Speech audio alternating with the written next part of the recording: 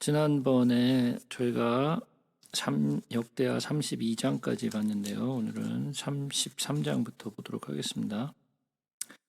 므낫세가 왕위에 오를 때 나이가 12세라. 예루살렘에서 55년 동안 다스리며 여호와 보시기에 악을 행하여 여호와께서 이스라엘 자손 앞에서 쫓아내신 이방 사람들의 가증한 일을 본받아 그의 아버지 히스기야가 헐어버린 산당을 다시 세우며 바알들을 위하여 제단을 쌓으며 아세라 목상을 만들며 하늘의 모든 1월 성신을 경배하여 섬기며 여호와께서 전에 이르시기를 내가 내 이름을 예루살렘에 영원히 두리라 하신 여호와의 전에 제단들을 쌓고 또 여호와의 전 두 마당에 하늘의 1월 성신을 위하여 제단들을 쌓고 또 흰놈의 아들 골짜기에서 그의 아들들을 불 가운데로 지나가게 하며 또 점치며 사술과 요술을 행하며 신접한 자와 박수를 신임하여 여호와 보시기에 악을 많이 행하여 여호와를 진노하게 하였으며 또 자기가 만든 아로새긴 목상을 하나님의 전에 세웠더라. 옛적에 하나님이 이 성전에 대하여 다윗과 그의 아들 솔로몬에게 이르시기를 내가 이스라엘 모든 지파 중에서 택한 이 성전과 예루살렘에 내 이름을 영원히 둘지라. 만일 이스라엘 사람이 내가 명령한 일들 곧 모세를 통하여 전한 모든 율법과 율례와 규례를 지켜 행하면 내가 그들의 발로 다시는 그의 조상들에게 정하여 준 땅에서 옮기지 않게 하리라 하셨으나 유다와 예루살렘 주민이 므낫세의 꾀임을 받고 악을 행한 것이 여호와께서 이스라엘 자손 앞에서 멸하신 모든 나라보다 더욱 심하였더라 그랬어요.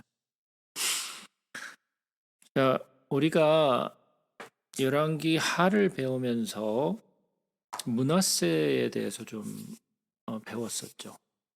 유다의 많은 왕들 가운데 참 하나님 앞에 올바로 서지 못한 왕들이 많이 있었죠. 그나마 좀 괜찮았던 왕들도 좀 있었고 또 악한 왕들도 있었는데 그 중에 유다의 왕들 가운데 가장 악했던 왕을 뽑으라 그러면 단연 므낫세가 1등으로 꼽히죠. 그래서 맨 뒤에서 1등을 달렸던 왕이 므낫세 왕이었어요. 그래서 므낫세는 왕이 오를 때가 12세였어요. 그러니까 히스기야가 15년 생명을 연장받고 그 사이에 나온 아기죠. 그러니까 마지막 때 히스기야의 마지막 시기를 이제 이제 자라난 아이가 므낫세인데 그래도 12년 동안 히스기야의 왕 아래서 살면서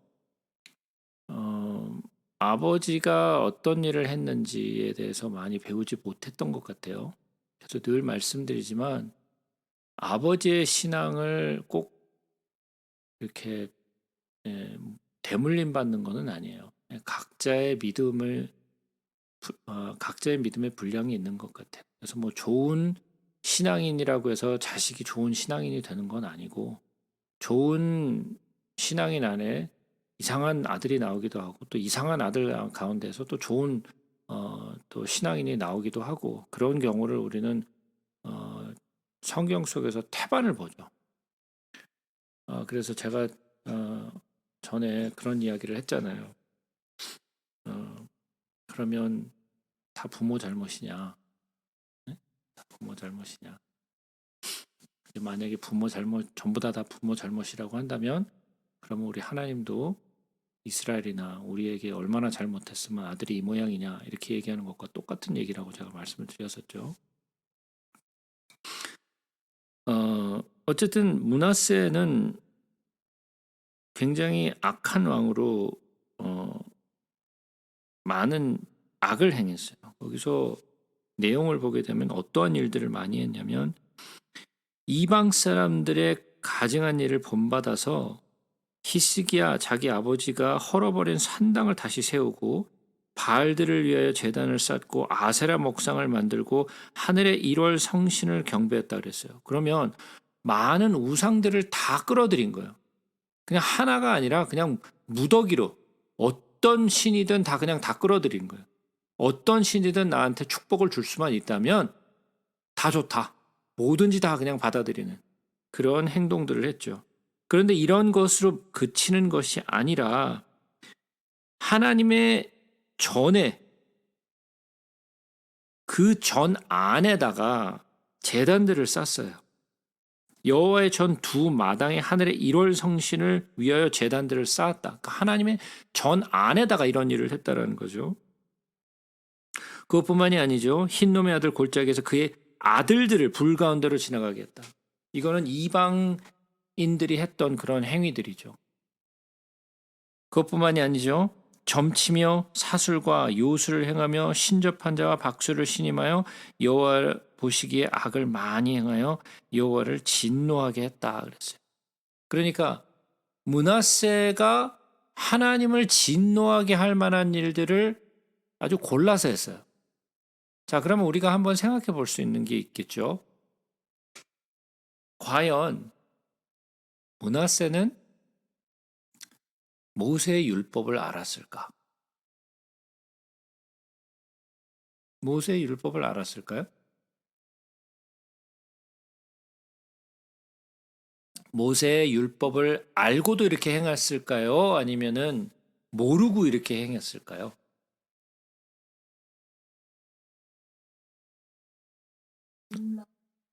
네, 몰랐을 것 같아요.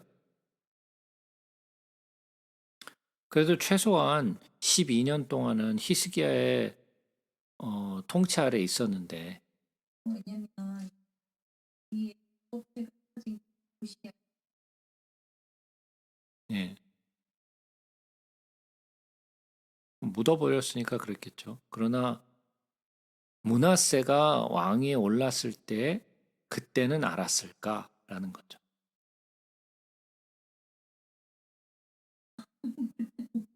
몰랐다. 예, 몰랐다. 예.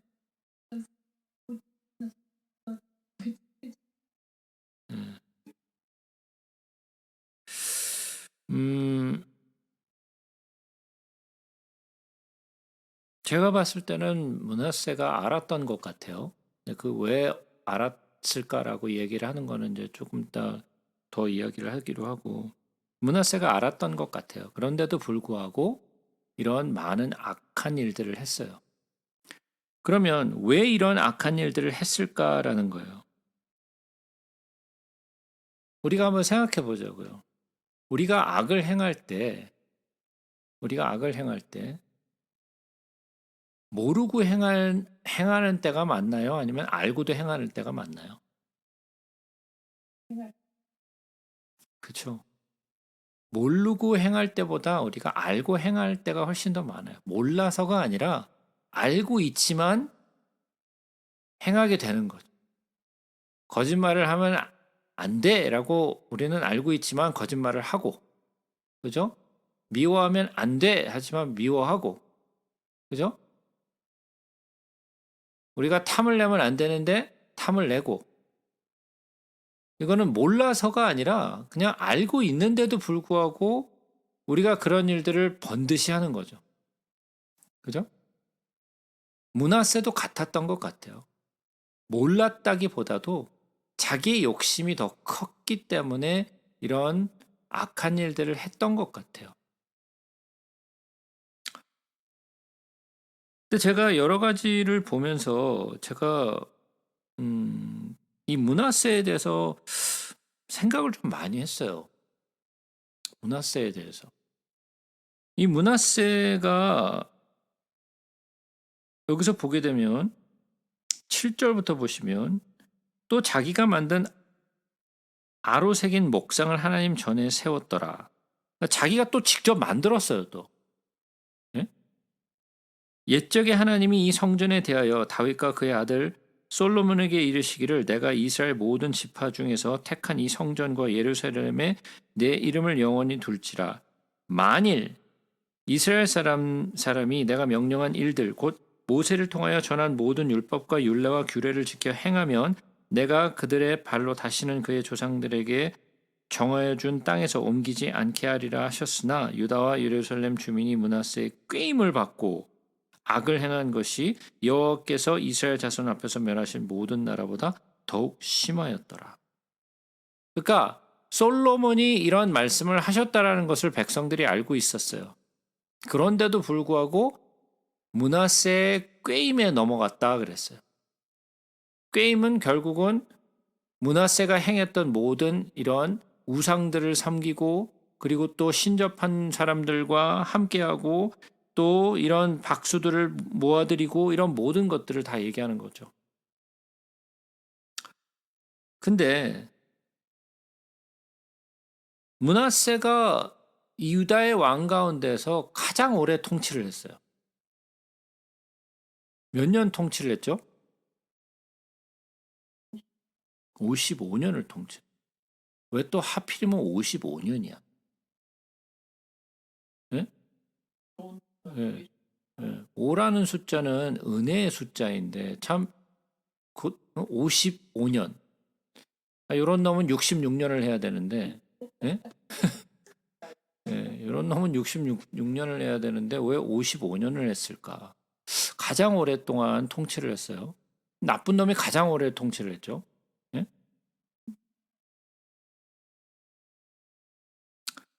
자, 근데 우리가 어, 예레미야를 잠깐 보겠습니다. 예레미야 15장으로 한번 가서 보겠습니다. 예레미야 15장. 얼마 전에 우리 동숙 집사님 예레미야 들었다 그러지 않으셨나요? 아, 에스겔이었나요? 예. 예레미야 15장을 한번 보겠습니다.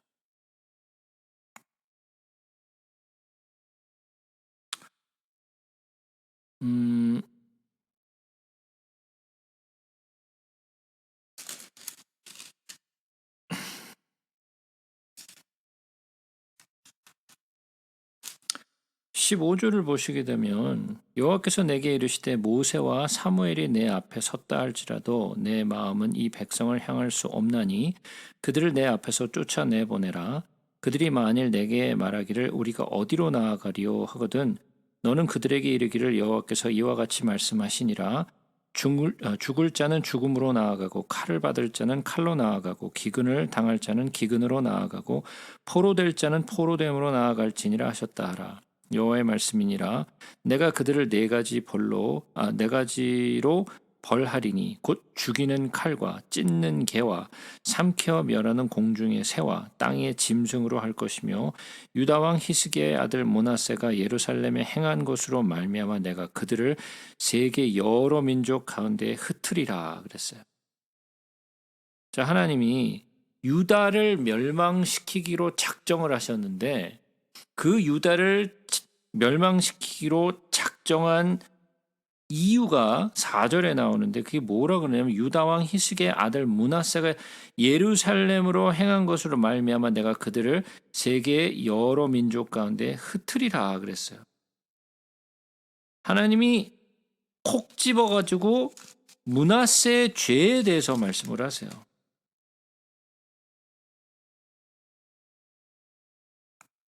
자, 그러면 하나님이 좀 어떻게 생각하면 왜 이렇게 꽁 하시지? 예? 그거를 깊이 그냥 가슴속에 그냥 담아두고 계시다가 그냥 꽁 했다가 그냥 요놈 봐라 그러고 한 방 그냥 복수하시는 것 같은 그런 느낌이 들지 않나요?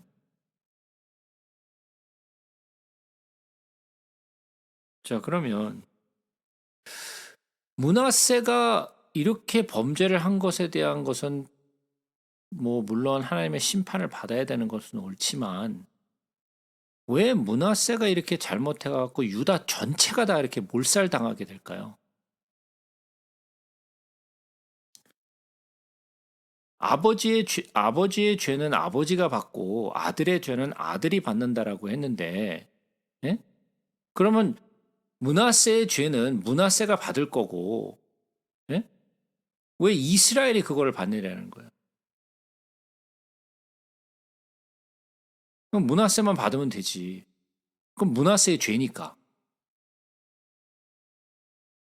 왜 유다 전체가 그걸 받아야 될까요?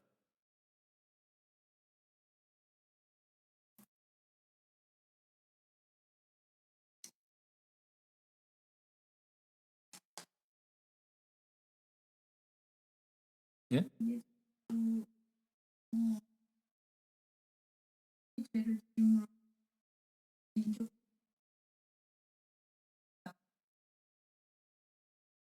키우자. 무슨 네? 그런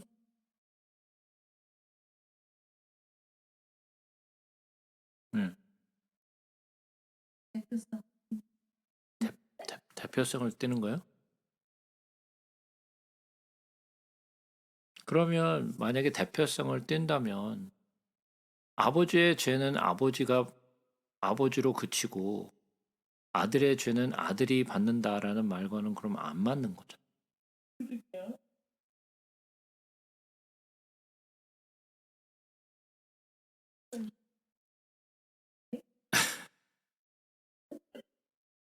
너 저기야. 예.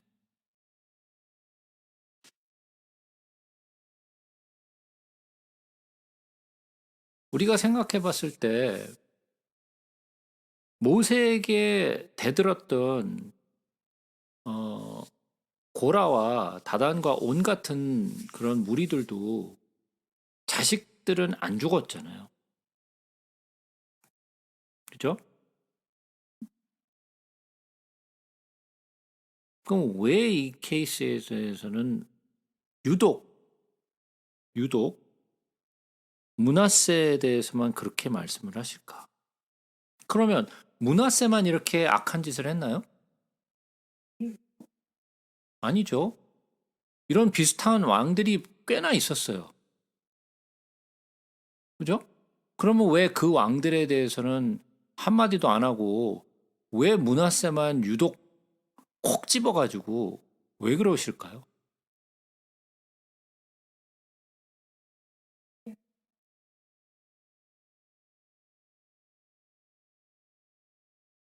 우리가 하는 몸의 수와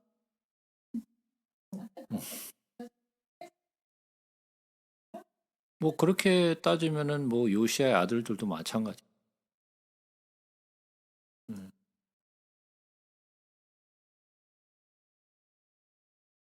그죠?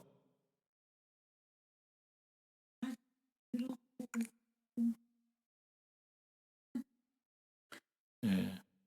우리가 열왕기 하를 배웠는데도 잘 모르겠죠, 그죠?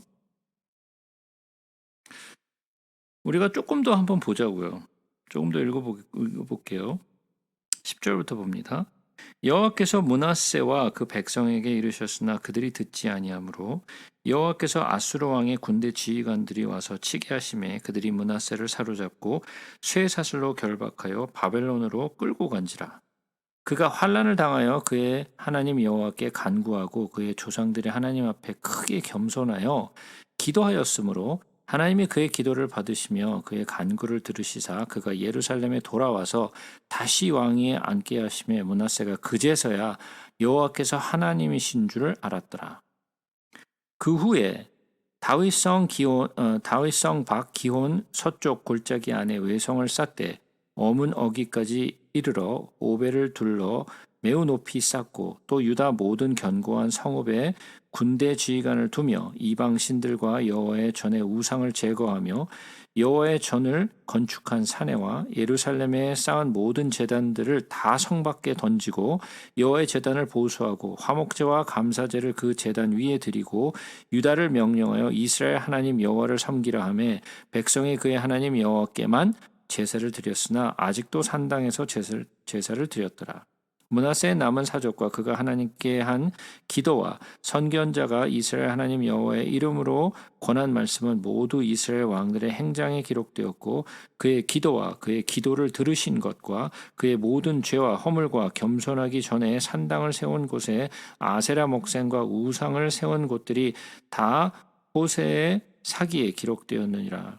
므낫세가 그의 열조와 함께 누움에 그의 궁에 장사되고 그의 아들 아몬이 대신하여 왕이 되니라.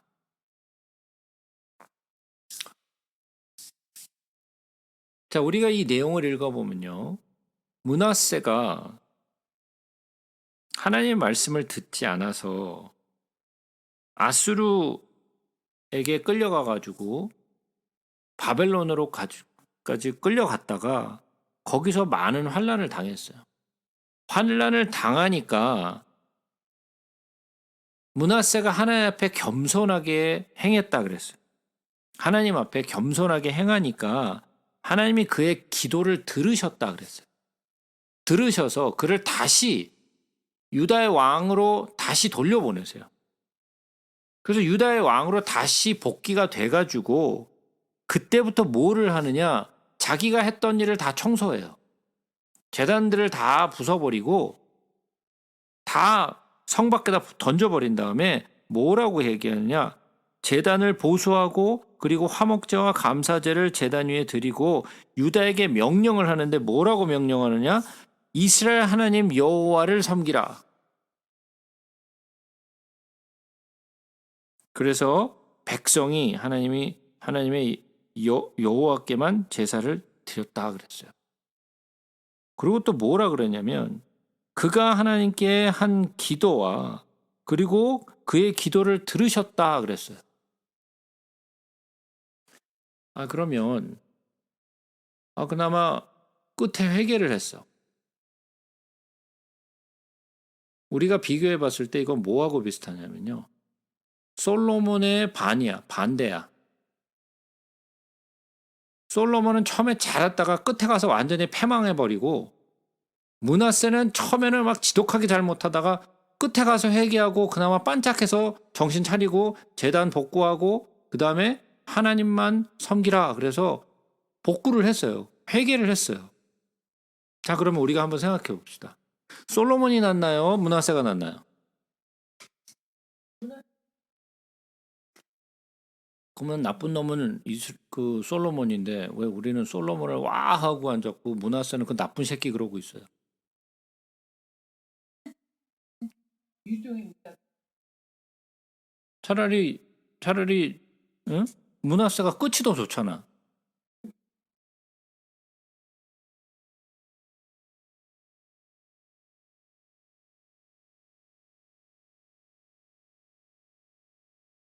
어떻게 생각하세요? 왜 하나님이 그래 놓고서 나중에는 이렇게 용서하고 그의 기도를 들으셨다 그래 놓고서는 조금 시간이 지난 다음에 그놈의 자식 때문에 유다를 멸망시켜 버릴 거야.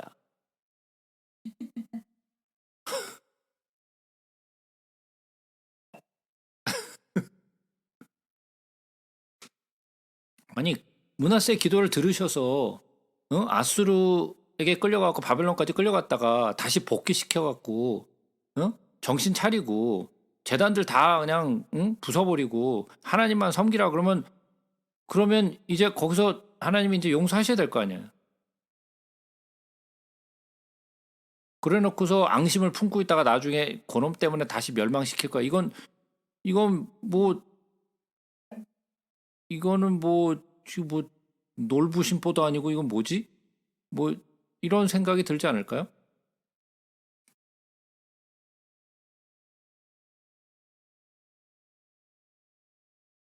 어떻게 이해를 해야 될까요, 이거를?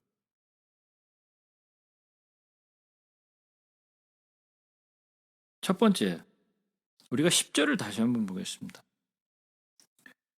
여호와께서 므낫세와 그의 백성에게 이르셨으나 그들이 듣지 아니하므로 그랬어요. 무슨 소리냐면 므낫세가 충동을 했어요. 므낫세가 이 백성들을 꾀었고요. 그 꾀임에 넘어갔어요, 백성들이. 그죠?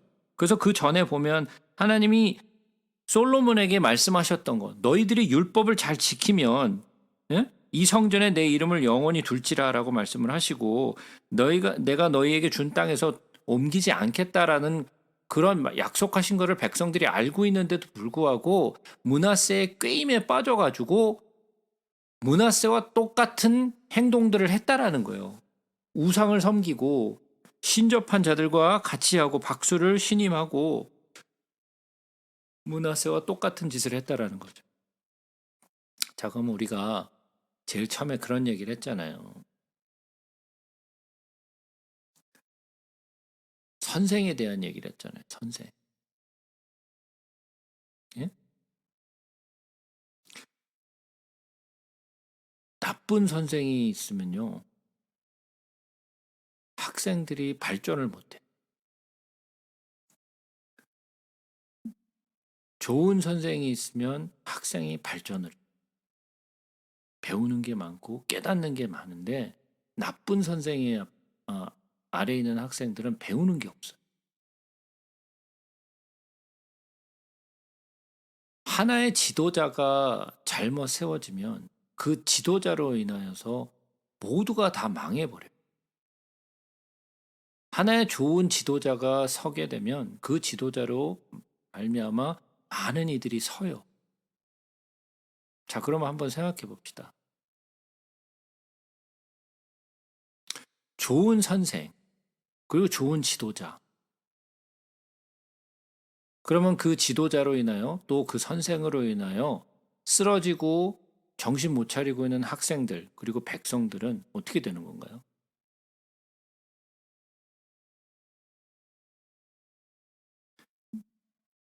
그러면 그 백성들은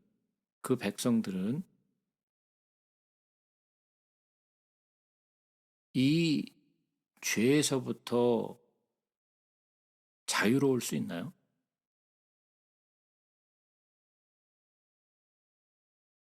만약에 이렇게 한번 생각해 보자고. 어떤 지도자가 있었는데 그 지도자가 사람들을 잘못 이끌어 가지고 나쁜 짓을 했어요. 약탈을 했어. 근데 다 잡혔어. 그래서 지도자는 처형되고 많은 그 같이 갔던 약탈을 했던 사람들한테 물은 거야. 너 왜 그런 짓 했어? 그랬더니 그 같이 약탈을 했던 사람들이 그러는 거야. 우린 잘 모르고요. 그 지도자가 저희들한테 그냥 막 하라 그래가지고 그냥 저도 같이 했어요. 그러면 그 죄가 용서가 될까요?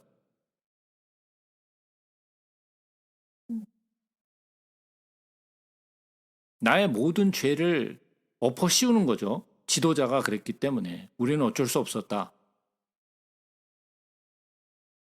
그러면 그 죄가 용서가 되나요? 무슨 말이냐면 아무리 지도자가 꿰어서 넘어갔다 할지라도 그것은 용서되지 않아요. 죄는 그냥 죄일 뿐이에요. 그러니까 무슨 소리냐면 넘어간 것도 죄야. 정신 못 차리고 그런 지도자를 따라간 것도 잘못된 거라는 거예요. 맹인이 맹인을 끌면 같이 구덩이에 빠져요. 그 맹인을 쫓아간 그 맹인도 바본 거예요. 맹인을 쫓아가지 말아야 되는데 맹인을 그냥 무작정 쫓아가서 같이 빠지면 할 말이 없는 거예요. 그러니까 잘못된 거라는 거죠. 아무리 지도자가 잘못 인도했다 할지라도 같이 쏠려서 나쁜 짓을 하게 되면 죄를 지으면 그것 다 똑같이 죄로 인정되는 거예요. 지도자나 따라가서 한 자나 똑같이 취급된다라는 거예요. 그렇다면 무슨 소리냐? 하나님이 왜 므낫세를 콕 집어서 그렇게 얘기했느냐? 므낫세는 대표자였어요. 그러나 백성들이 같이 타락을 했어요. 같이 범죄를 했어요. 그래서 이 내용을 보시게 되면 뭐라 그랬냐면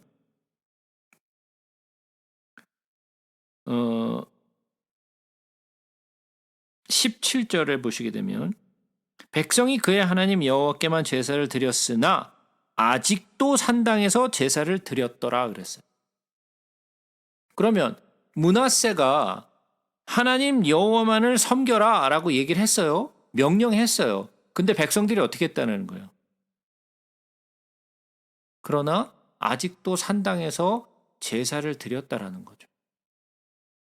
므낫세가 그렇게 하지 말라고 했는데도, 산당을 제거해서 버렸는데도 불구하고 산당을 지키는 자들, 그리고 거기에 제사하는 자들이 아직도 있었다라는 거예요. 그러면 므낫세만 잘못한 거예요? 아니죠. 백성들도 잘못한 거예요. 그러니까 므낫세뿐만이 아니라 이스라엘 온 유다가 다 하나님 앞에 범죄한 거예요. 므낫세는 대표자일 뿐이에요. 그러면 다시 아까 보았던 예레미야서 15장으로도 다시 한번 가서 보죠. 그러면 이게 무슨 말이냐? 예레미야서 15장을 다시 가서 보시면 4절에 보시면 이렇게 되어 있어요. 유다 왕 히스기야의 아들 므낫세가 예루살렘에 행한 것으로 말미암아 내가 그들을 세계 여러 민족 가운데 흩으리라. 무슨 말이냐면 그 시작은 누가 했느냐면 므낫세가 시작했어요. 므낫세가 충동했고 므낫세가 꾀었어요. 그래서 어떻게 됐어요? 므낫세뿐만이 아닌 모든 백성이 다 꾀어서 모두가 다 죄를 졌어요. 그러니까 므낫세가 한 일로 인하여 모든 백성이 다 망한 거예요. 그러니까 므낫세만 잘못한 게 아니라는 거예요. 온 유다 백성이 다 잘못했기 때문에 하나님이 그들을 심판하신 거예요. 자, 그래서 제가 아까 말씀드렸잖아요. 왜 이 나쁜 놈은 왜 제일 길게 통치를 하고 왜 하필이면 55년을 통치를 했는가? 기분 나쁘게. 66년을 통치하든지 아니면 44년을 통치하든지 이러면 그럼 좋을 텐데 왜 하필이면 55년이야? 왜? 5라는 숫자는 성경 속에서 은혜의 숫자인데 근데 한번 가만 생각해 보세요. 죽일 놈이죠. 죽일 놈이에요. 이 죽일 놈에게 은혜가 베풀어졌어요. 55년 동안 통치를 하면서요. 하나님이 그에게 그가 뭐 때문에? 회개한 것 때문에. 한번 생각해 보세요. 얼마나 나쁜 짓을 했어요. 회개한다고 죽은 아들이 돌아오고 멸망한 사람들이 돌아오나요? 한번 생각해 보세요. 어떤 끔찍한 범죄자가 있어요. 예? 끔찍한 범죄자가 있는데 그 범죄자가 내 자식을 죽였어. 저 감옥을 갔네. 감옥을 갔는데 이 감옥을 간 이 나쁜 놈이 어느 날 갑자기 탁 나오더니 제가 갱생했습니다.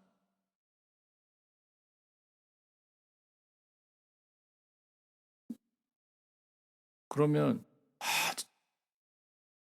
예? 사랑으로 받아줄 마음이 있을까요? 그런다고 내 자식이 돌아오나요? 죽은 자식이? 용서가 될까요, 그게? 용서가 안 되겠죠.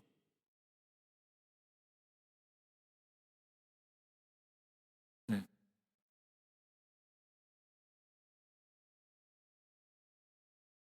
뭐 동숙 집사님이 좀 전에 얘기하셨죠? 그 밀양이라는 영화가 그런 영화잖아요.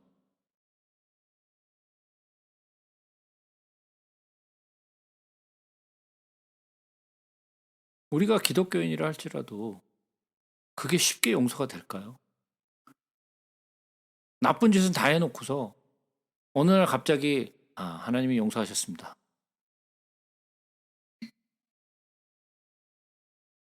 미쳐버리죠.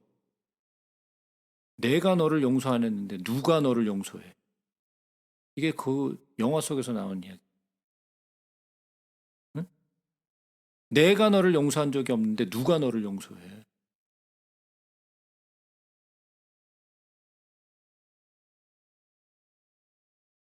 이게 인간의 모습. 우리가 용서라는 말을 참 쉽게 해요. 남 얘기니까 용서라는 얘기가 나오지. 내 일이면요. 용서가 쉽게 안 돼요.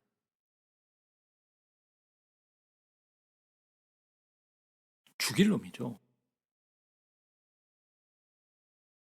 근데 어떻게 보면 이 므낫세의 모습이 우리의 모습인 거예요.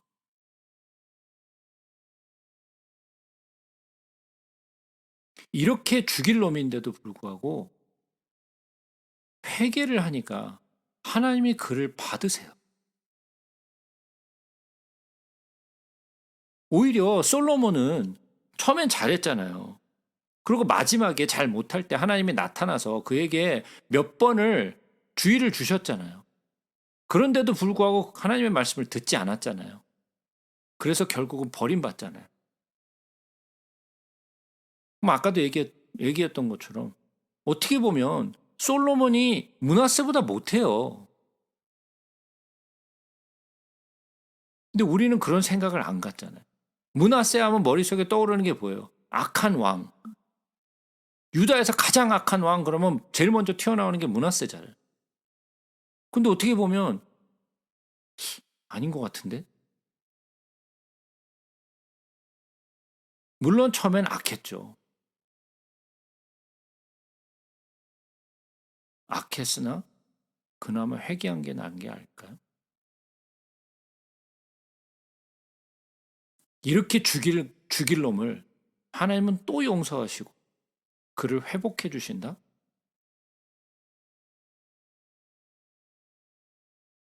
예수를 십자가에 못 박았던 그 이스라엘 백성들을 구원하신다? 그 죽일 놈들을? 그게 우리의 모습이에요. 우리는 용서를 받을 만한 자격도 없고요. 우리는 정말 멸망해도 정말 싸죠. 근데 회개를 했다는 거 하나만으로 다시 회복시켜 주세요. 저는 므낫세를 보면서 저의 모습을 봐요. 나쁜 왕, 악한 왕.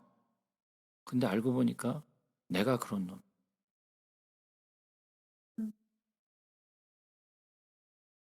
근데 회개하면 하나님은 또 그를 용서하세요. 우리가 구약 속에서 배웠던 게 뭐라 그랬죠? 아버지의 마음. 아버지의 마음은 어떤 거라고요? 네. 악인이라도 멸망하는 것을 원치 않아야 하신다. 자, 이게 뭐하고 비슷하냐면요. 로마서 5장에 있는 이야기와 굉장히 흡사해요. 로마서 5장에는 무슨 이야기가 있죠?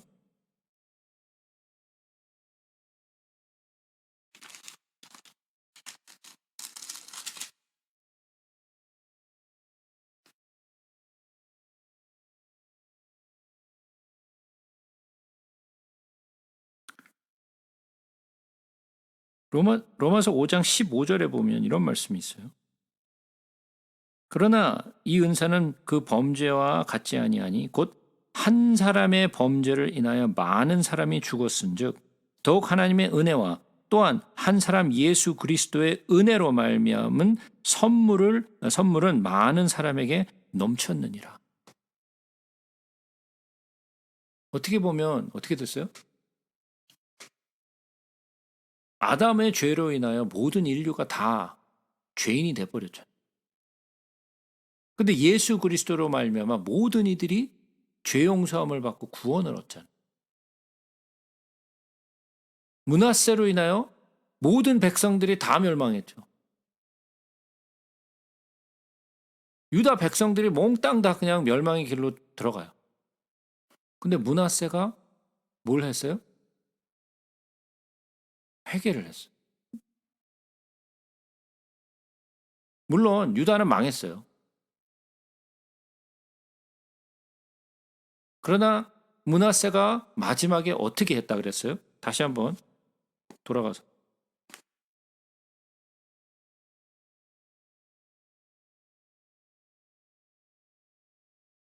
17절에 보니까 백성이 그의 하나님 여호와께만 제사를 드렸으나 많은 백성이 다시 여호와께로 돌아왔다 그래요. 그러나 모든 이들이 돌아온 건 아니죠. 아직도 산당에서 기도하는 자들이 있었어요. 그러나 만약에 므낫세가 회개하고 돌아오지 않았더라면, 성전을 회복하지 않았더라면, 여호와를 섬기라는 이야기를 명령을 하지 않았더라면 어떻게 됐을까요? 다 같이 망했겠죠. 어쩌면 요시아까지 가지도 못했을 수도 있어요. 그러나 므낫세는 회개했어요. 그래서 우리는 므낫세 그러면 그냥 나쁜 놈으로만 볼 것이 아니라 하나님이 이 이야기를 통해서 우리에게 비춰주시고 있는 것이 무엇인가? 하나님은 죽일 놈 같은 그런 죄인에게라도 회개하면 하나님은 언제든지 받아주신다. 악인이 멸망하는 것을 원치 아니하시는 것을 우리는 알 수 있어요. 제가 지난 시간에 그 영어반에서 마태복음을 나누면서 99마리 양과 1마리 양에 대해서 이야기를 했어요. 우리가 잘 알고 있는 이야기죠. 여러분들이 하도 그런 얘기를 저한테 많이 들어서 이제는 잘 아실 거예요. 그죠? 예전에는 우리가 99마리 양과 1마리 양의 비율을 보면서 물론 보통 사람들은 그런 의심을 하지 않죠. 저 같은 사람이나 의심을 하는데 아니 왜 99마리를 내버려 두고 왜 그 1마리를 찾으러 갈까? 이해가 안 되잖아요. 계산이 안 되잖아요. 99마리 놓고 갔다가 99마리가 막 다 잡혀먹고 막 길을 잃고 막 그러면 찾아왔는데 뭐 다 흩어지고 없어. 그럼 그 1마리 찾아오는 게 무슨 의미가 있나? 그런 생각을 할 수밖에 없잖아요. 그죠? 우리 한번 마태복음 잘 공부했으니까 다시 한번 질문해 볼게요. 왜 99마리를 남겨놓고 가셨죠?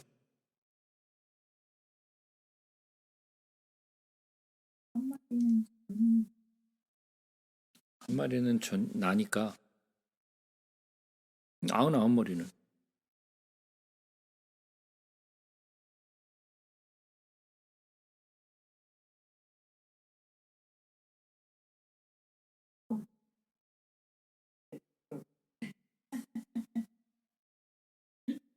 응?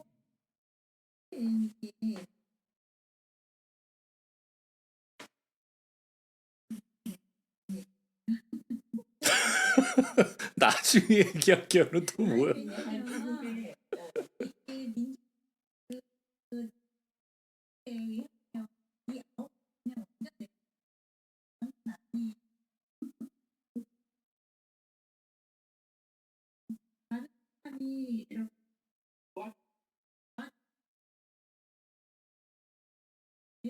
그 일은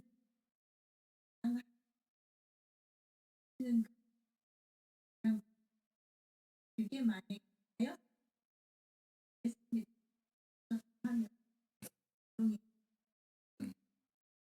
자, 많은 사람들이 이 부분에 대해서 놓치고 있는 부분이 있어요.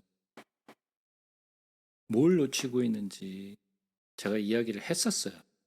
근데 지금 아마 기억이 안 나실 거예요.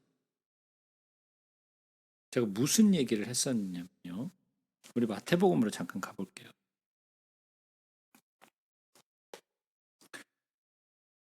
마태복음 18장 이야기죠.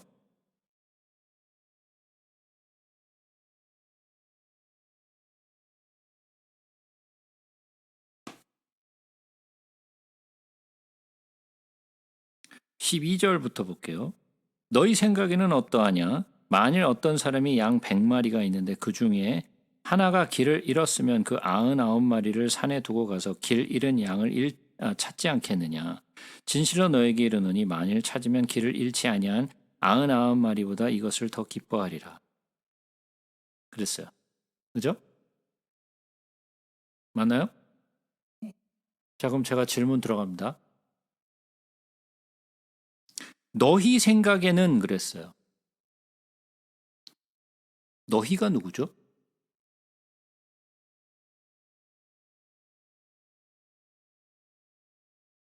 제자 제자들인가요?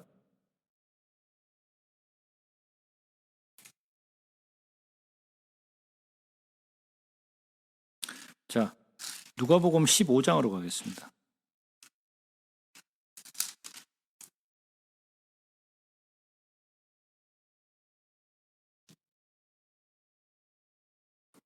누가복음 15장 1절부터 봅니다.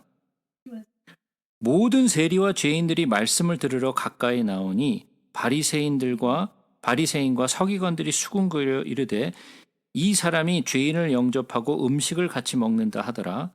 예수께서 그들에게 이 비유로 이르시되 그랬어요. 그들이 누구죠? 바리새인과 서기관이에요. 저들에게 아까 마태복음에서 얘기한 건 제자들이 아니고요. 세리와 죄인들도 아니고 바리새인과 서기관들에게 하신 말씀이에요. 그들에게 이 비유로 말씀하셨다 그랬어요. 왜 이것이 바리새인과 서기관들이냐면요. 계속해서 읽어볼게요. 너희 중에 어떤 사람이 양 100마리가 있는데 그 중에 하나를 잃으면 99마리를 들에 두고 그 잃은 것을 찾아내기까지 찾아다니지 아니하겠느냐. 또 찾아낸즉 즐거워 어깨에 메고 집에 와서 그 벗과 이웃을 불러 모으고 말하되 나와 함께 즐기자. 나의 잃은 양을 찾아내었노라 하리라. 내가 너희에게 이르노니 누구에게 이르노니? 바리새인과 서기관들에게 이르노니 이와 같이 죄인 한 사람이 회개하면 하늘에서 회개할 것 없는 의인 99마리로 말미암아 기뻐하는 것보다 더하리라. 자, 그러면 두 가지 종류가 나와요. 죄인 한 사람이 회개하면 이 죄인 한 사람이 누구죠? 아니죠. 이 죄인 한 사람이 회개하면은 이것이 그 찾으러 간 양 한 마리예요.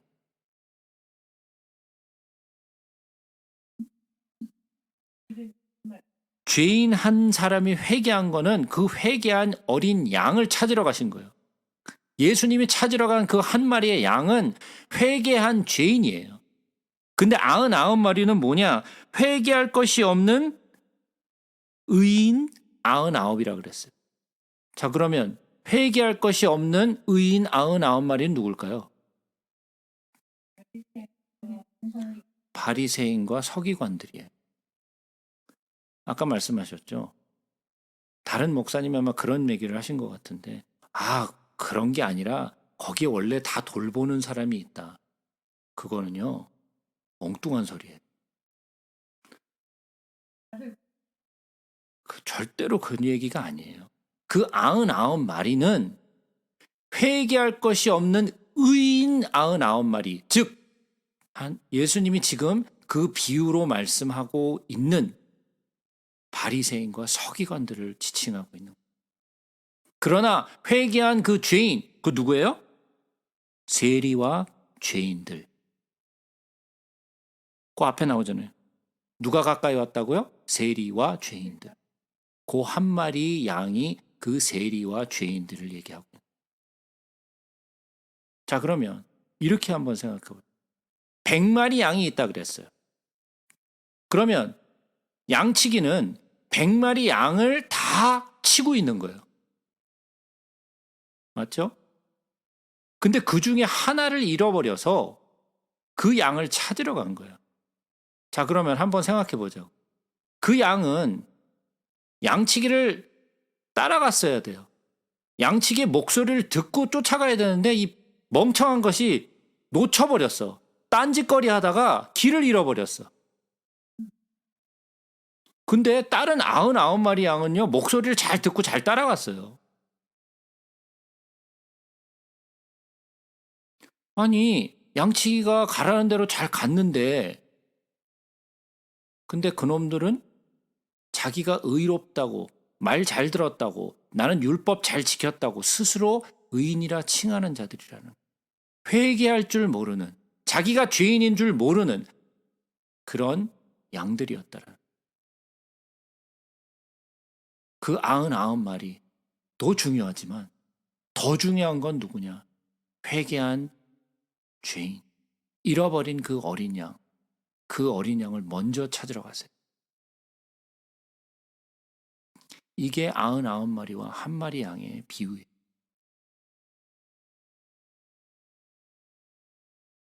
우리가 얘기했던 똑같은 이야기. 므낫세, 정신 못 차렸어요. 길을 잃어버렸어요. 근데 회개했어. 그 양을 찾으러 가세요. 그 양을 회복하세요. 그런데 하나님의 마음은 어때요? 100마리 양을 다 이끌고 있어요. 그 99마리 양은 버려도 될 것 같은데 안 버리세요.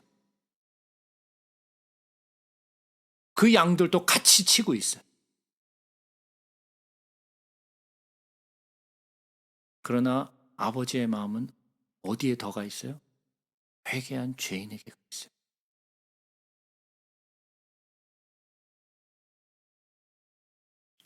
솔로몬은 처음에 잘했어요. 그러나 마지막에 회개하지 못했어요. 그러나 므낫세는 나쁜 왕이었고 악한 왕이었지만 그래도 끝에는 회개했어요.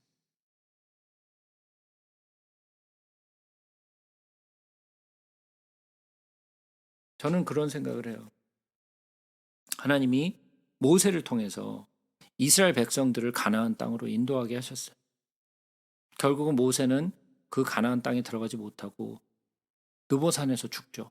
그리고 여호수아가 이끌고 그 이스라엘 백성들을 끌고 가나안 땅으로 들어가. 하나님의 명령은 아주 클리어했어요. 가나안 땅에 있는 모든 족속들을 다 쫓아내라. 그래서 여호수아가 전쟁을 하죠.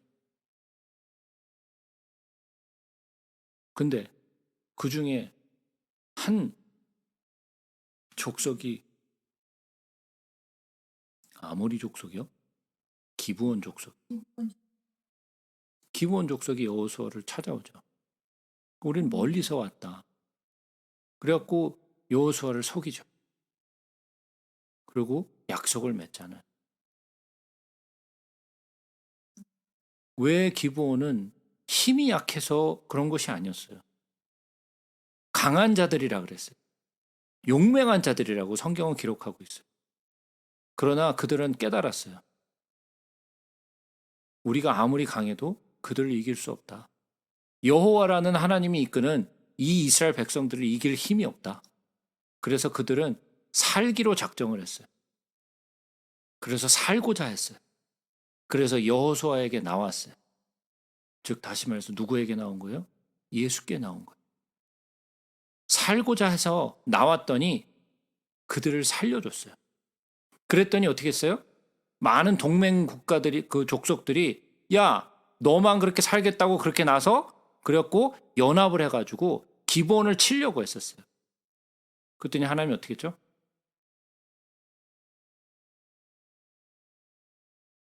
어떻게 했나요?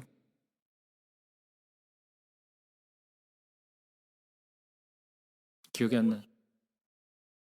기억이 안 나죠? 여호수아를 지팡이를 들게 해서 해가 중천에 그냥 멈춰 있게 해버렸어요. 다 그 족속들을 없앨 때까지 해가 중천에 계속 떠 있었어요. 누구를 살리려고? 기브온 살리려고. 여호수아에게 온 그 족속 기브온을 살리기 위해서 이스라엘이 그들과 싸워요.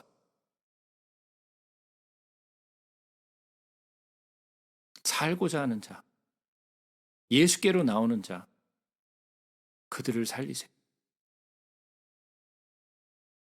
아무리 악한 자라 할지라도 우리가 봤을 때는 죽일 놈이고 나쁜 놈이고 멸망할 자라 할지라도 하나님은 그를 살리세요. 그것이 우리와 아버지의 마음의 다른 점. 우리는 이해를 할 수가 없어요. 왜 저런 놈을 살릴까? 나는 왜 살리셨을까요?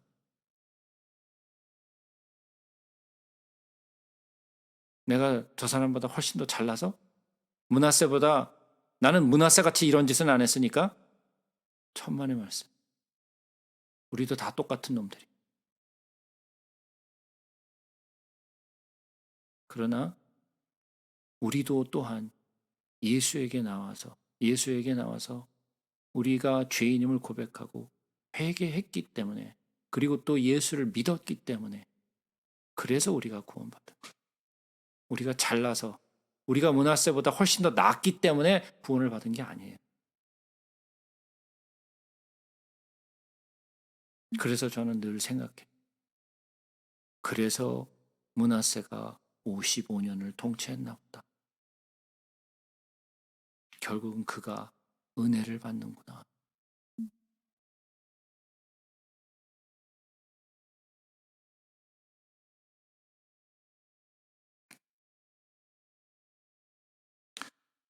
자, 돌아오겠습니다. 21절 봅니다.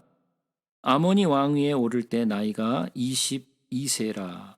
예루살렘에서 2년 동안 다스리며 그의 아버지 므낫세의 행함 같이 여호와 보시기에 악을 행하여 아몬이 그의 아버지 므낫세가 만든 아로 새긴 모든 우상에게 제사하여 섬겼으며, 이 아몬이 그의 아버지 므낫세가 스스로 겸손함 같이 여호와 앞에서 스스로 겸손하지 아니하고 더욱 범죄하더니 그의 신하가 반역하여 왕을 궁중에서 죽이매 백성들이 아몬 왕을 반역한 사람들을 다 죽이고 그의 아들 요시야를 대신하여 왕으로 삼으니라. 근데 이 회개는 제가 얘기했잖아요. 아버지가 선하다고 해서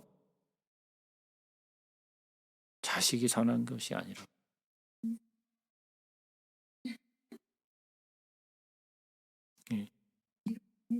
22세가 됐어요. 그러면 아버지가 잘못하고 있는 것도 보았겠지만 아버지가 회개하고 다시 돌이켜서 회복하는 것을 봤을 거 아니에요. 그리고 아버지가 어떻게 명했는지도 들었을 거 아니에요. 그런데도 불구하고 그의 아들 아몬은 여전히 아버지가 그 옛 모습을 쫓아서 겸손하지 않고 아버지가 옛날에 새겼던 그 아로새긴 우상들을 섬겼다라는 것. 이런 정신 못 차리는 왕이 나오는 거예요. 아무리 회개했다 할지라도. 어떻게 보면 가슴 아픈 얘기죠. 좀 정신 차렸으면 아버지가 아들도 좀 정신을 차렸으면 참 좋겠는데 그게 아니야. 그래서 몇 년 동안? 2년. 고작 2년. 그리고 어떻게 됐어요? 살해당하죠. 2년 통치하고 살해당했어요.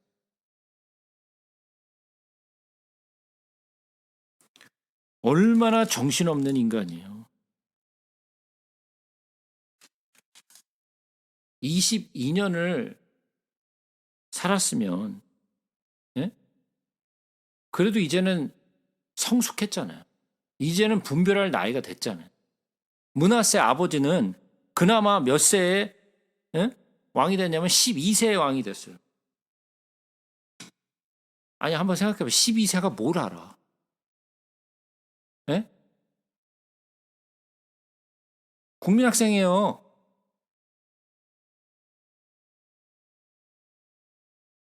알면 뭘 알겠어요? 근데 22세가 됐으면 어느 정도 성숙했으니까 이제는 정신줄을 잡을 수 있잖아. 근데 그걸 못 잡더라는 거예요.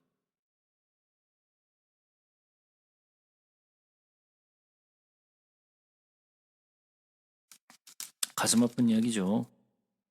근데 한번 보세요. 히스기야 다음으로 므낫세가 나오고요.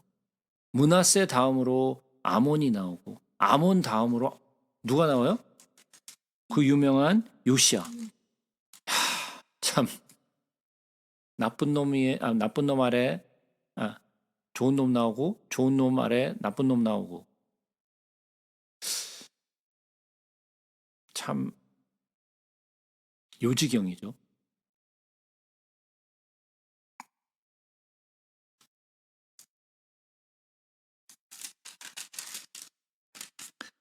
(34장) 봅니다. 요시야가 왕위에 오를 때 나이가 8세라. 8세예요, 8세. 예루살렘에서 31년 동안 다스리며 여호와 보시기에 정직하게 행하여 그의 조상 다윗의 길로 걸으며 좌우로 치우치지 아니하고 아직도 어렸을 때 곧 왕위에 있은 지 8년에 그의 조상 다윗의 하나님을 비로소 찾고 제12년에 유다와 예루살렘을 비로소 정결하게 하여 그 산당들과 아세라 목상들과 아로새긴 우상들과 부어 만든 우상들을 제거하여 버리매.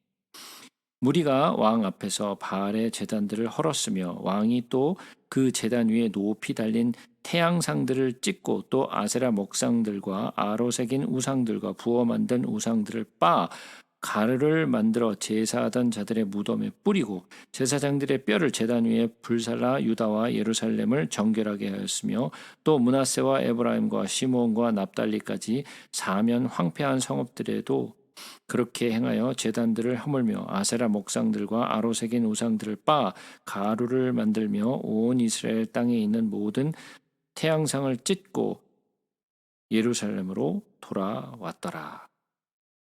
요시야를 보게 되면요. 나이 8세 왕이 돼가지고 여호와 보시기에 정직하게 행했다 그랬어요. 그리고 왕위에 8세가 돼서 왕이 됐는데 왕위에 오른 지 8년. 그러니까 몇 년이에요? 예, 16살이죠. 그러니까 8 플러스 8이에요. 아, 참 또 정확하게 또 8에 8이야. 예? 88에 그냥. 그러고 12년째 될 때는 유다와 예루살렘을 정결케 하죠. 자, 그러면 생각해 보세요. 아버지 아론이 통치했던 건 2년 동안밖에 통치를 안 했어요. 근데 그 2년 사이에 어떤 짓을 했느냐면 완전히 아수라장으로 만들어놨어. 자기 아버지 므낫세가 했던 모든 것들을 다 패해놨더니 지가 다 회복시켜놨어. 2년 만에.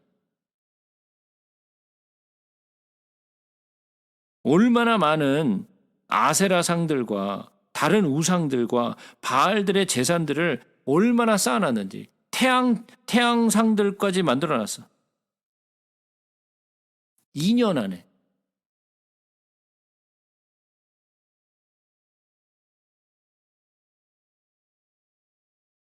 그러니까 순식간에 망하는 거예요. 이게 쌓는 거는 올바르게 다시 쌓는 거는 힘든데요. 무너지는 거는 한순간이에요. 그러니까 우리가 뭐 왕년에 할 필요 없다고요. 왕년은 아무 짝에 쓸모가 없어. 오늘 잘해야지. 내일 잘해야지. 내가 옛날에는 뭐 그랬는데 맨날 그러신 분들 제가 옛날에는 믿음이 좋았거든요. 믿음이 좋았으면 뭐 어쩌라고. 지금 좋아야지.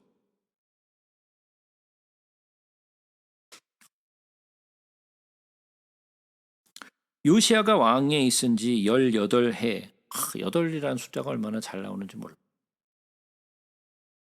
그 땅과 성전을 정결하게 하기를 마치고 그의 하나님 여호와의 전을 수리하려 하여 아살랴의 아들 사반과 시장 마아세아와 서기관 요아스의 아들 요아를 보낸지라. 그들이 대제사장 힐기야에게 나아가 전에 하나님의 전에 헌금한 돈을 그에게 주니 이 돈은 문을 지키는 레위 사람들이 므낫세와 에브라임과 남아있는 모든 이스라엘 사람과 온 유다와 베냐민과 예루살렘 주민들에게 거둔 것이라.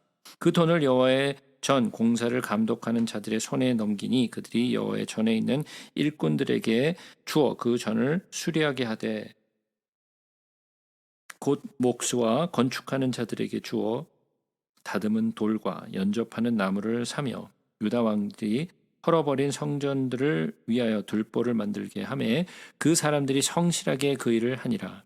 그의 감독들은 레위 사람들 곧 무라리 자손 중 야핫과 오바데하여 그핫 자손들 중 스가랴와 무술람이라.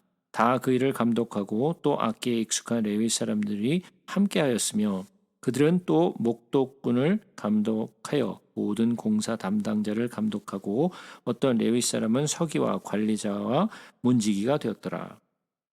무리가 여호와의 전에 헌금한 돈을 꺼낼 때에 제사장 힐기야가 모세가 전한 여호와의 율법책을 발견하고 힐기야가 서기관 사반에게 말하여 이르되 내가 여호와의 전에서 율법책을 발견하였노라 하고 힐기야가 그 책을 사반에게 주매 사반이 책을 가지고 왕에게 나아가서 복명하여 이르되 왕께서 종들에게 명령하신 것을 종들이 다 준행하였나이다. 또 여호와의 전에서 발견한 돈을 쏟아서 감독자들과 일꾼들에게 주었나이다 하고 서기관 사반이 또 왕에게 아뢰어 이르되 제사장 힐기야가 내게 책을 주더이다 하고 사반이 왕 앞에서 그것을 읽음에 왕이 율법의 말씀을 듣자 곧 자기 옷을 찢더라. 왕이 힐기야와 사반의 아들 아히감과 미가의 아들 압돈과 서기관 사반과 왕의 시종 아사야에게 명령을 이르되 너는 가서 나와 및 이스라엘과 유다의 남은 자들을 위하여 이 발견한 책의 말씀에 대하여 여호와께 물으라. 우리 조상들이 여호와의 말씀을 지키지 아니하고 이 책에 기록된 모든 것을 준행하지 아니하였으므로 여호와께서 우리에게 쏟으신 진노가 크도다 하니라. 이에 힐기야와 왕이 보낸 사람들이 여선지자 훌다에게로 나아가니 그는 하스라의 손자 독핫의 아들로서 예복을 관리하는 살룸의 아내라. 예루살렘 둘째 구역에 살았더라. 그들이 그에게 이 뜻을 전하매 훌다가 그들에게 이르되 이스라엘 하나님 여호와께서 이같이 말씀하시기를 너희는 너희를 내게 보낸 사람에게 말하라 하시니라. 여호와께서 이같이 말씀하시기를 내가 이곳과 그 주민에게 재앙을 내리되 곧 유다 왕 앞에서 읽은 책에 기록된 모든 저주대로 하리니 이는 이 백성들이 나를 버리고 다른 신들에게 분향하였으며 그의 손의 모든 행위로 나의 노여움을 샀음이라. 그러므로 나의 노여움을 이곳에 소돔에 꺼지지 아니하리라 하라 하셨느니라. 너희를 보내어 여호와께 묻게 한 유다 왕에게는 너희가 이렇게 전하라. 이스라엘의 하나님 여호와께서 이같이 말씀하시기를 내가 들은 말을 의논하건대 내가 이곳과 그 주민을 가리켜 말한 것을 내가 듣고 마음이 연약하여 하나님 앞 곧 내 앞에서 겸손하여 옷을 찢고 통곡하였으므로 나도 내 말을 들었노라 여호와가 말하였느니라. 그러므로 내가 너의 조상들에게 돌아가서 평안히 묘실로 들어가라 하리니 내가 이곳과 그 주민에게 내리는 모든 재앙을 내가 눈으로 보지 못하리라 하셨느니라. 이에 사신들이 왕에게 복명하니라. 왕이 사람을 보내어 유다와 예루살렘의 모든 장로를 불러 모으고 여호와의 전에 올라가매 유다 모든 사람과 예루살렘 주민들과 제사장들과 레위 사람들과 모든 백성이 노소를 막론하고 다 함께 앉으라.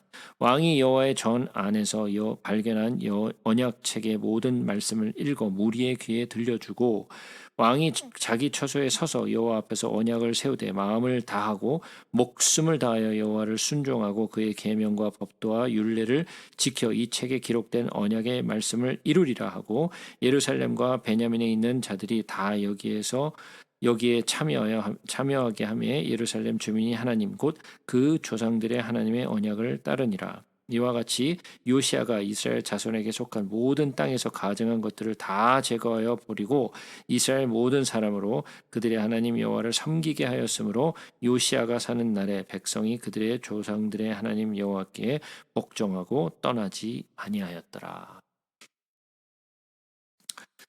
자, 여기서 보게 되면 요시아가 얼마나 하나님의 마음을 시원하게 하고 얼마나 하나님을 정말 기쁘게 했는지 몰라요. 음, 저는 예전에는 요시아를 잘 몰랐어요. 성경을 잘 모를 때. 요시아라는 인물에 대해서 별로 들어본 적이 없었어요. 저는 예전에는. 설교에도 잘 나오지 않았었고, 그래서 저는 요시아라는 인물을 잘 몰랐는데, 성경을 나중에 보게 되면서 요시아를 보면서 너무 깜짝 놀라서, 이런 왕이 있었나? 이런 왕이 있는데 왜 자주 안 나오지? 맨날 하는 게 다윗과 솔로몬만 맨날 나오고 히스기야 가끔 나오고 요시아는 등장을 안 해. 우리 이번 아, 그래요? 요시아는 정말 멋진 왕이에요. 그죠? 하나님의 마음을 정말 시원하게 했던 그런 왕이었어요. 아버지의 영향을 전혀 받지 않았어요. 뭐 워낙 어린 나이에 왕위에 오르기도 했지만 아버지의 영향을 전혀 받지 않았어요. 오히려 아버지가 했던 그 반대의 일을 했어요. 뭐 제가 정치 얘기는 잘 안 하는데 요번에 제가 그런 뉴스를 봤어요. 그 한국의 그 MBC 방송국이 약간 좀 좌편향되어 있는 그런 방송국으로 유명하잖아요, 요즘에. 그죠? 그래서 그 MBC 사장이 굉장히 좌편화돼 있고 그리고 또 거기 그 어, 위에 있는 그런 사람들이 다 좌편향돼 있다 보니까 모든 프로그램 자체가 굉장히 좌편향돼 있는 그런 게 많은데 그 MBC 사장의 아들이 그 그 우파 모임에 모여가지고 거기서 그 뭐냐 그 성명을 냈더라고요. 그러면서 했던 말이 뭐라 그러냐면 나는 아버지와 같지 않다. 집을 나왔더라고 보니까. 내가 뭐 연세대 다니는가 그런데 자기는 아버지와 다르다. 그러면서 우파를 지지하는 그런 성명을 냈어요. 요번에. 제가 그 뉴스를 보면서 이런 생각이 들더라고. 응? 어떻게 좌파인 아버지 아래서 자랐고 맨날 그런 얘기를 수시로 들으면서 자랐을 텐데 얘는 또 어떻게 또 우파가 됐나? 응? 아니, 비슷하잖아요. 아니 생각해 보세요. 아모니 왕이었을 때 아버지가 왕이었을 때 그러면은 자기 아들을 여호와께 데려가서 제사를 했겠어요? 아니면 뭐 우상에게 끌고 다니면서 제사를 했겠어요? 그러면 요시아도 아버지 따라 뭐 자기가 뭐 무슨 뭐 능력이 있는 것도 아니고 아버지가 데리고 가는 대로 가야지. 응? 그러면 아버지가 끌고 가는 대로 갔을 텐데 그러면 우상들을 수도 없이 많이 봤을 텐데 어렸을 때. 예? 근데 어떻게 이렇게 멋있는 왕이 나올 수가 있어? 예? 완전히 다르잖아요. 극과 극으로 다르잖아. 이런 왕이 정말 나왔다라는 것이 정말 대단한 일이죠. 그죠? 그런데 이 요시아는 그냥 짠 하고 나온 사람이 아니잖아요. 예?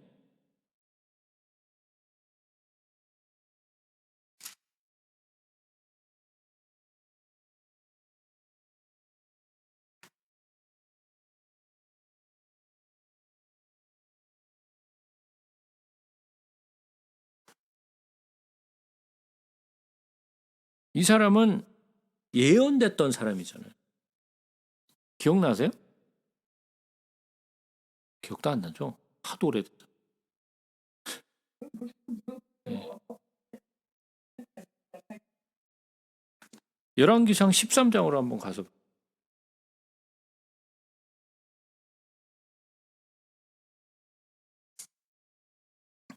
열왕기상 13장에 가서 보시면 이런 이야기가 나와 있어요. 보라, 그때 하나님의 사람이 여호와의 말씀으로 말미암아 유다에서부터 베델에 이르니 마침 여로보암이 제단 곁에 서서 분향하는지라.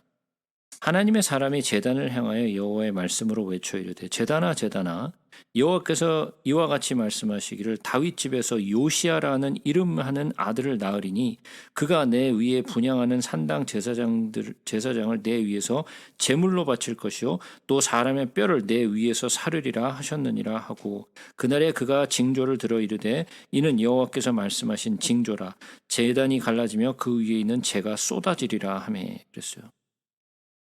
이거 언제 얘기예요? 여로보암 시대 얘기. 여로보암은 누구예요?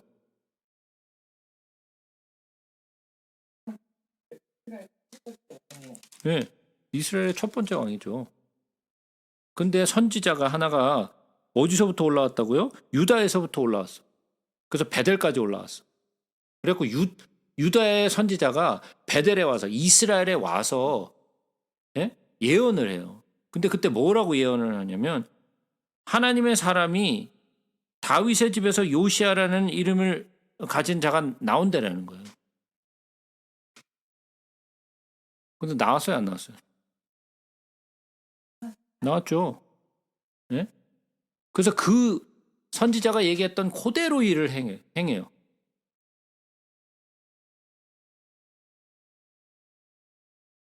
그러니까 요시아는 갑자기 어디서 뚝 떨어진 게 아니라 하나님이 예전부터 계획해 놓은 사람이었어요. 그래서 그가 와서 하나님이 말씀하신 대로 행해요.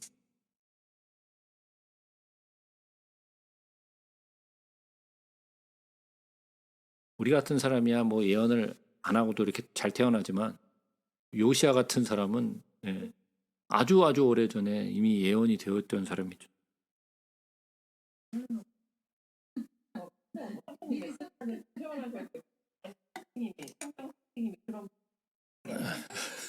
모르죠. 저도 뭐 조선시대에 예언된 사람인지 모르죠, 우리도. 예? 예언을 못 들어서 그렇지.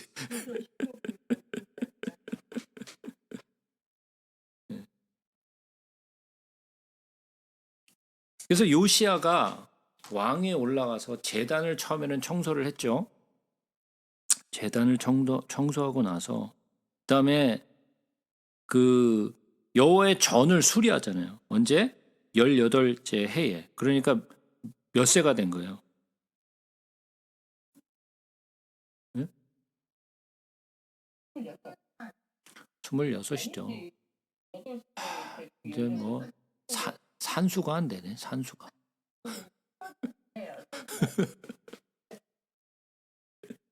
네. 26이죠. 26이 돼서 무엇을 해요? 하나님의 전을, 여호와의 전을 이제는 수리하고 그리고 청소하고, 그죠? 하나님의 전을 수리하고 있는데 거기서 율법책을 발견하죠. 율법책이 나왔어요. 계획하지도 않았고 있는지도 몰랐던 율법책이 거기서 툭 하고 떨어진 거예요. 얼마만큼은 처박아 놨으면 누가 처박아 놨을까요? 문하세가 처박아 놨겠죠. 문하세가.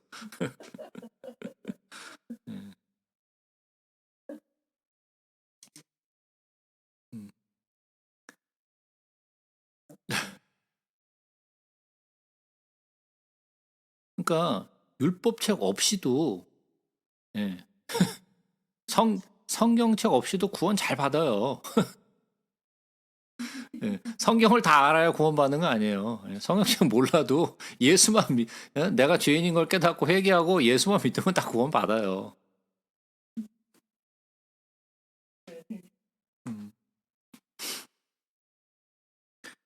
근데 요시아가 그 사반이 읽으니까 뭘 했어요? 듣자마자 자기 옷을 찢어버렸어요. 어떻게 이럴 수가 있느냐? 하나님 율법이 이렇게 말씀하셨는데 우리 조상들이 어찌 이렇게 했는가? 그래서 우리나라가 이렇게 이 모양 이 꼴이 됐다. 예? 하나님의 진노가 우리에게 떨어진 거 아니냐. 그래 놓고서 요시아가 그럼 어떻게 했어요? 자기만 읽었어요?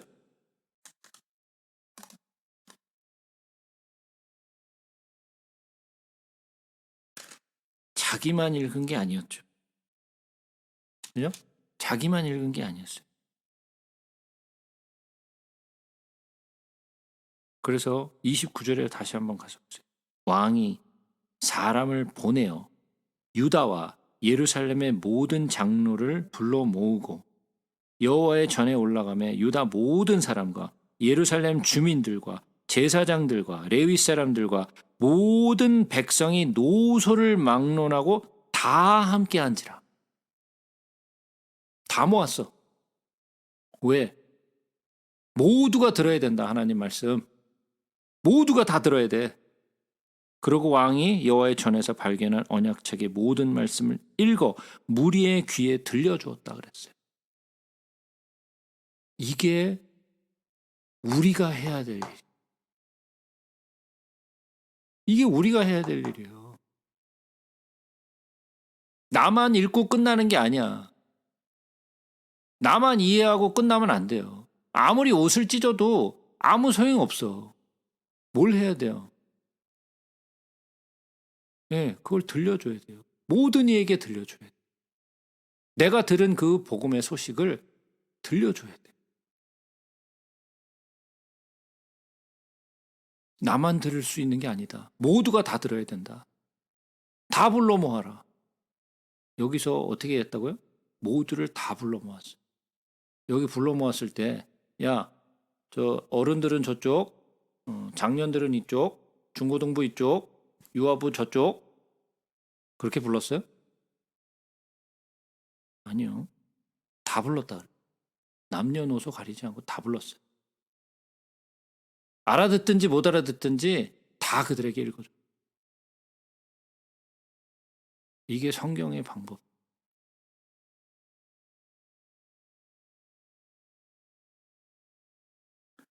그러고 나서 뭐라 그래요? 31절에 왕이 자기 처소에서 서서 여호와의 앞에서 언약을 세우되 마음을 다하고 목숨을 다하여 여호와를 순종하고 그의 계명과 법들과 율례를 지켜 이 책에 기록된 언약의 말씀을 이루리라.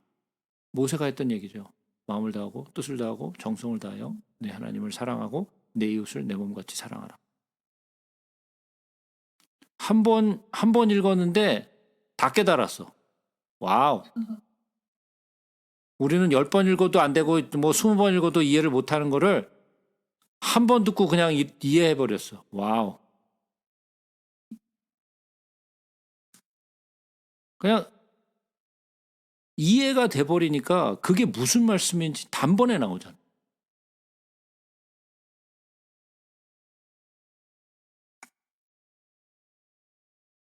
그래서 요시아가 사는 동안에는 어땠다?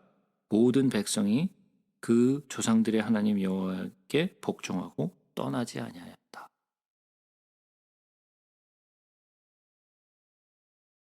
참 멋있는 이야기죠.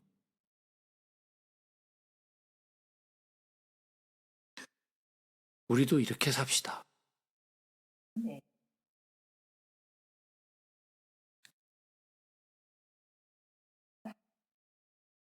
이렇게 좀 멋지게 삽시다. 자, 그러면 오늘은 여기까지.